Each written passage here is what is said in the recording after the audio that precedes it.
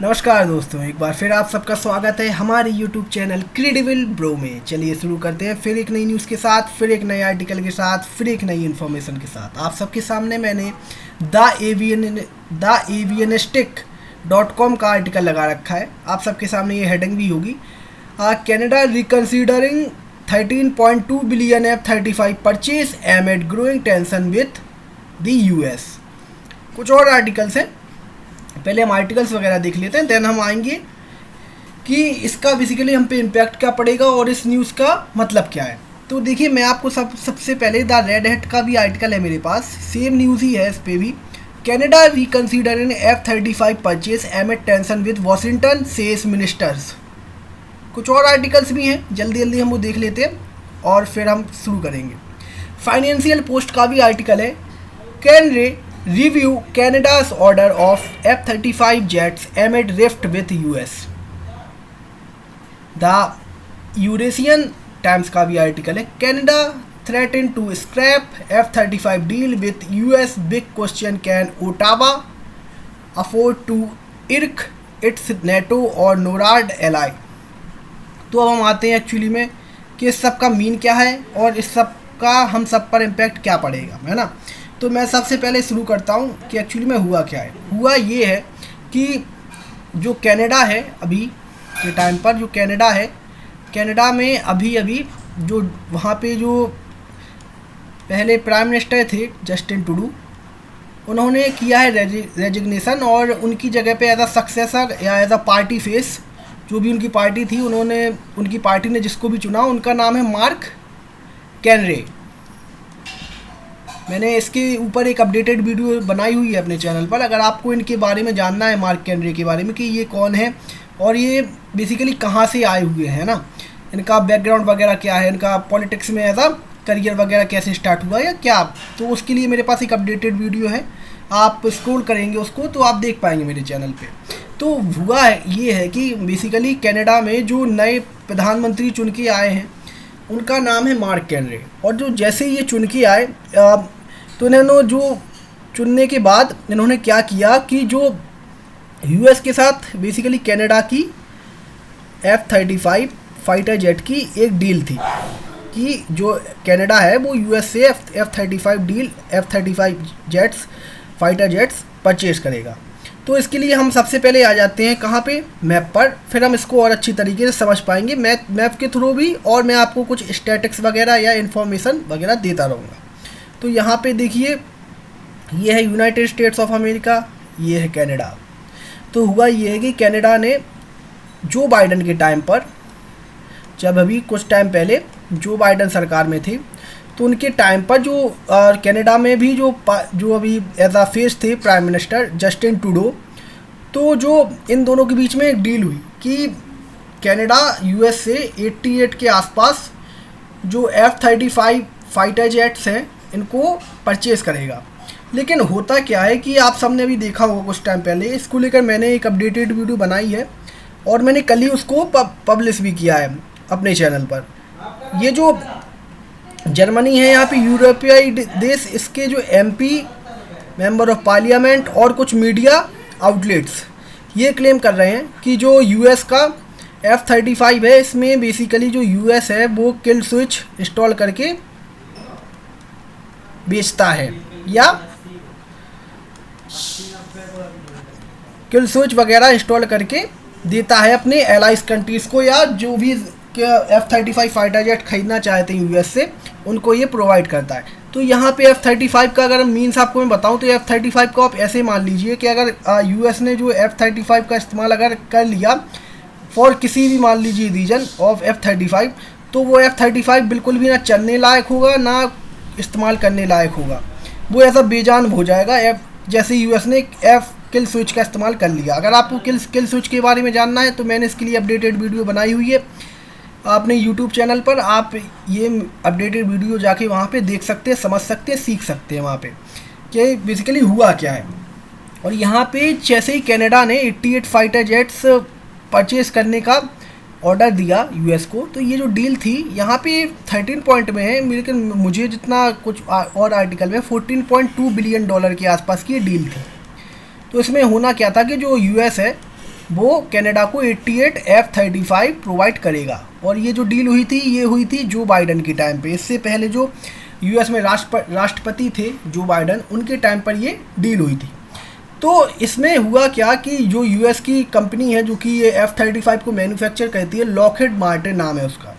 तो Lockheed Martin ने क्या किया कि अभी तक जो यूएस ने प्रोवाइड किए हुए हैं या डिलीवर किए हुए हैं F-35 कनाडा को, वो किए हुए हैं 16 के आसपास, और बल्कि उसको अभी तक प्रोवाइड करने हैं 88। अब 88 में से हम 16 माइनस कर देंगे तो 2 और 1, तो बेसिकली 72 के आसपास, 72 के आसपास जो फाइटर जेट्स वगैरह हैं ये यूएस को प्रोवाइड करने कनाडा को। लेकिन अब जो वहाँ पे हुआ, यहाँ पे क्या है इंटरेस्टिंग चीज़ या इंटरेस्टिंग चेंजेस यहाँ पे क्या हुए हैं कि जो जस्टिन ट्रूडो थे उन्होंने इसकी जो पेमेंट है F-35 की ये कर चुके थे वो यूएस को पूरी। जो F-35 की पेमेंट हुई है 14.2 बिलियन डॉलर्स के आसपास, ये जो पैसा है ये प्रोवाइड कर चुका है कनाडा यूएस को। अब बेसिकली यूएस है वो जो कनाडा को 72% जो भी 72 फाइटर जेट्स F-35 प्रोवाइड करेगा कनाडा को। अभी तक 16 इन्होंने कर चुके हैं और 88 की डील थी ये। तो होता क्या है कि वहाँ पे जो कनाडा है, कनाडा के पास आते हैं नए प्राइम मिनिस्टर या नए लीडर आते हैं वहाँ पे कनाडा में चुनकर। उन्हीं की पार्टी से जो जस्टिन ट्रूडो की पार्टी है उन्होंने रिज़ाइन करने के बाद जो अगला फेस आता है एज आ प्राइम मिनिस्टर या एज आ कनाडा लीडर, वो आते हैं मार्क कैनरे। तो मार्क कैनरे आए और कैनरे साहब ने आते ही कहा कि मैं जो ये डील हुई है 88 फाइटर जेट्स की F-35 की, इसको मैं रिव्यू पे छोड़ रहा हूँ या रिव्यू पर डाल रहा हूँ, क्योंकि मुझे नहीं लगता कि अब कोई भी रीजन हो सकता है कनाडा का। यहाँ पे जो रीजन है वो ये भी हो सकता है, जो बड़ा सा रीजन मुझे लगता है वो किल स्विच का ही लगता है, क्योंकि जैसे ही किल स्विच की बात आई बहुत सारी कंट्रीज इतराने लगी यूएस के F-35 को लेने से। यहाँ पे इसी वजह से जो वहाँ के एज आ लीडर हैं कनाडा के, उन्होंने इस चीज़ को नकारा और पूरी तरीके से एक ठंडे बक्से में जाके इस चीज़ को रख दिया। या एज आ रिव्यू करने का मतलब यही होता है कि अभी फ़िलहाल में इस पर कोई अभी काम नहीं होगा, पहले हम रिव्यू करेंगे, फिर हमारा एक डिसीजन आएगा, उसके बाद हम परचेज़ करेंगे या नहीं करेंगे, या यूएस वगैरह रिफंड वगैरह करेगा या कोई और हार्डवेयर वगैरह यूएस से परचेज़ करेंगे, डिफेंस हार्डवेयर, वो आगे चल के पता चलेगा। तो अभी जो ये रोकथाम है इस डील की वो हो चुकी है F-35 की 16 प्रोवाइड करने के बाद यूएस ने कनाडा को। तो अब यहाँ पे होता क्या है, इसी बीच मैं आपको एक और आर्टिकल दिखाना चाहूँगा, फिर हम मैप पर आ जाएंगे। एक और आर्टिकल है, इसी बीच हुआ ये कि एक और यूरोपियाई देश है, उसका नाम है पोर्तुगल। आप सबने क्रिस्टियानो रोनाल्डो का नाम अवश्य सुना होगा, है ना। वो वर्ल्ड के बेस्ट एज आ बेस्ट फुटबॉलर बोला जाता है उन्हें, है ना। तो जो वो है उन्हीं का ही ये देश है पोर्तुगल, जो कि यूरोपियन यूनियन में ही आता है। और जो यहाँ का ये जो देश है ये भी F-35 परचेज़ करने वाला था, किसके साथ, यूएस के साथ। लेकिन हुआ ये चीज़ कि जैसे ये चीज़ पूरी तरीके से पब्लिश हुई जर्मनी के थ्रू, जर्मनी ने इस चीज़ को फैलाना चालू किया कि जो F-35 है उसमें यूएस किल स्विच इंस्टॉल करके देता है और भेजता है कि कभी भी यूएस जो भी वो फाइटर जेट है या डिफेंस हार्डवेयर है उसको पूरी तरीके से बेजान कर दे, या पूरी तरीके से उसको डिसमेंटल टाइप का कर दे कि वो काम ही करने योग्य ना बचे, है ना। तो इसके बाद हुआ क्या कि आप सबको यहीं पे पोर्तुगल नज़र आ रहा होगा। देखो ये है पोर्तुगल ने भी इस चीज़ को कैंसिल कर दिया कि क्योंकि इनको भी F-35 की एक डील करनी थी यूएस के साथ। लेकिन जैसे ये चीज़ बहुत ज़्यादा ट्रेंडिंग होने लगी किल स्विच की, वैसे ही पोर्तुगल ने भी इस चीज़ को कैंसिल कर दिया। तो अब आप सबको कुछ चीज़ें नज़र आ रही होंगी यहाँ पे कि इस बीच बेसिकली जो यूएस गवर्नमेंट है उसको कितना बिलियंस ऑफ डॉलर्स का यहाँ पे नुकसान झेलना पड़ रहा है ड्यू टू उनके जो चेंजेस आए हैं या पॉलिटिकली लीडर वगैरह चेंज हुआ है, बस इतना ही। ये पॉलिटिकल लीडर चेंज होने से यूएस की पॉलिसी भी पूरी तरीके से 360 डिग्री यू टर्न हो गई है यहाँ पे। कैसे, आप पूछेंगे कैसे। सबसे पहले तो मैं आपको ये बता दूं कि इसके पहले जो प्रेसिडेंट थे यूनाइटेड स्टेट्स के वो थे जो बाइडन। तो जो बाइडन कर रहे थे यूक्रेन को सपोर्ट, राइट। और वो पूरी तरीके से जो डिफेंस वगैरह है वो प्रोवाइड कर रहे थे यूक्रेन को, और यूक्रेन रसिया वॉर चल रही थी। लेकिन जैसे ही डोनाल्ड ट्रंप आए, उन्होंने इस वॉर को एंड करने के लिए यूक्रेन की जो मिलिट्री एड है उसको पूरी तरीके से बंद कर दिया। और उसके बाद बेसिकली हुआ इसका ये निष्कर्ष कि यूक्रेन मान गया, और यूक्रेन मानने के बाद और जो डोनाल्ड ट्रंप हैं ये बेसिकली रसिया के साथ अच्छे संबंध चाहते हैं यूनाइटेड स्टेट्स के, कि हमारे जो भी संबंध रहे हैं पहले उनसे हम अपने जो रिलेशन है उनको इम्प्रूव कर सकें। तो ऐसा 360 डिग्री टर्न हुआ है यहाँ पे। और कुछ चीज़ें और अभी आई हुई हैं, ट्रेंड कर रही हैं। जैसे कि एक चीज़ ये ट्रेंड कर रही है कि जो यहाँ पे यूक्रेन अभी मान गया है सीज़ फायर के लिए 30 डेज़ के रसिया के साथ, तो यहाँ पे ये हुआ कि डोनाल्ड ट्रंप ने बात की व्लादिमीर पुतिन के साथ, जो कि रसिया के प्रेसिडेंट है ना। उनके साथ बात करने के बाद डोनाल्ड ट्रंप ने ये बताया कि ये एक अच्छा चांस है, आप यूक्रेन वॉर को ख़त्म करें और ये जो वॉर है इसका एंड करें, क्योंकि बहुत सारे लोगों की जान जा रही है और basically United States of America का पैसा जा रहा है, टैक्स पेयर का मनी जा रहा है। और जो डोनाल्ड ट्रंप है उनको मनी जाता बिल्कुल पसंद नहीं, उनको मनी आना पसंद है ना।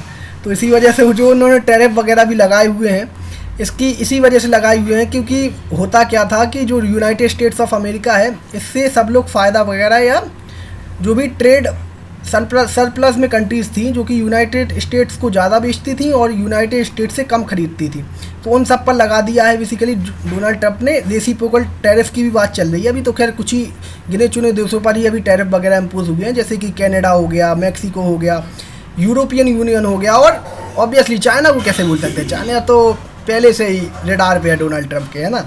तो इसके बाद होता ये है कि जैसे ये व्लादिमीर पुतिन से बात करते हैं तो ये बताते हैं कि जो यूक्रेन सोल्जर्स हैं वो एक कुर्क रीजन है, वहाँ पे पूरी तरीके से रसियन आर्मी से घिर चुके हैं। तो अब इनका कहना ये है, डोनाल्ड ट्रंप ने ये बताया कि मैंने बेसिकली जो व्लादिमीर पुतिन है रसिया के प्रेसिडेंट, उनसे मैंने ये रिक्वेस्ट की कि जो भी यूक्रेन सोल्जर्स आपसे घिर चुके हैं आप इनको प्लीज़ मारना मत, और इस चीज़ को आप समझना, क्योंकि मौत किसी चीज़ का निष्कर्ष नहीं है। और ये तो इसके बाद हुआ क्या कि व्लादिमीर पुतिन ने रिप्लाई दिया और बोला कि ठीक है, हम इन सोल्जर्स को नहीं मारेंगे, और अगर ये सरेंडर कर देते हैं हमारे सामने तो हम इन सोल्जर्स को बिल्कुल नहीं मारेंगे। इसके बाद फिर कुछ और चीज़ें हुई, और टाइमिंग आप यहाँ पे देखना, टाइमिंग कितनी इम्पोर्टेंट है यहाँ पे।